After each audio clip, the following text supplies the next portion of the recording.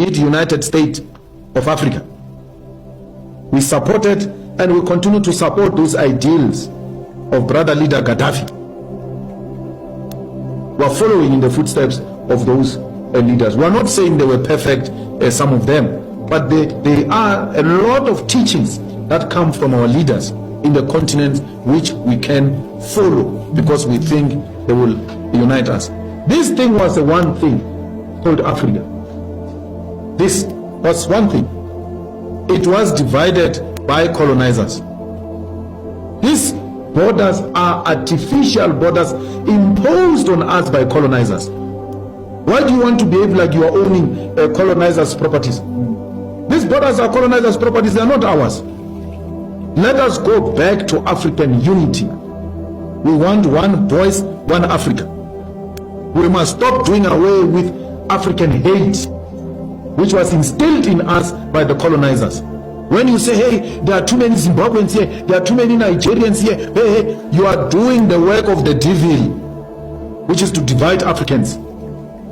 Be angry with Nigerians and South Africans for doing crimes, the same, Zimbabweans, the same way you are with South Africans who commit crimes. They must be treated the same. It must not be because it's a Nigerian, it's a more crime. If a Nigerian kills a person, that killing is twice. As if the murder by South African is lesser than a Nigerian murder. It's wrong. Crime is crime. Let's deal with it as crime. When it is a white person in South Africa, undocumented, he's called an investor. Not only a white person, including Indians and Chinese. These Guptas didn't have proper papers here. These Guptas didn't have proper papers. No one dared called them Kwerekweres. No one.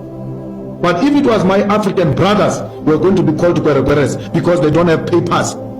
Self-hate. It must come to an end.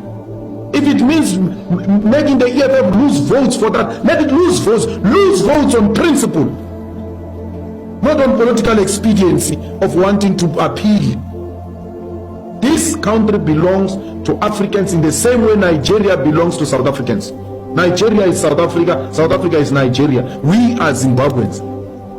We need to do away with this nonsensical idea that was imposed on us by colonizers, by Theresa May ancestors, that we must dislike each other. We must do away with that. Theresa May is coming here to make sure that we continue to hate each other. Look at what we are doing now. We are reclaiming our land in South Africa, saying our people must get the land inspired by our brothers in Zimbabwe. Namibia is following. Let the whole of African continent follow and reclaim our land. That's how we are going to gain our independence. And through the ownership of the continental land, we shall then have a true one South Africa. We are unable to unite because we are divided along colonial lines, Francophones and Anglophones. We need to do away with that. We need to love our African brothers in America when they are being slaughtered, in London when they are being slaughtered. They need to know that we love them here in South Africa. They remain our brothers. Love each other everywhere else where you find one another. Protect each other, Africans, because we are in the receiving end of capitalism. Capitalism inherently, it is racist. That's why it's targeting blacks everywhere else where blacks are found. So decolonizing Africa starts with simple things.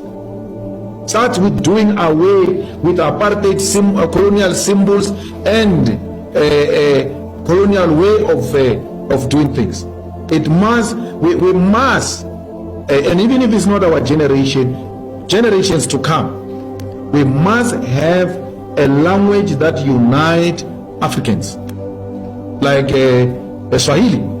If Swahili can be developed and it become a continental language, and then we do away with speaking to each other in English, because that's what colonizers did. Divided us, made sure that we don't have a common language to communicate amongst ourselves, and then we use their language to communicate so that they can hear everything we say.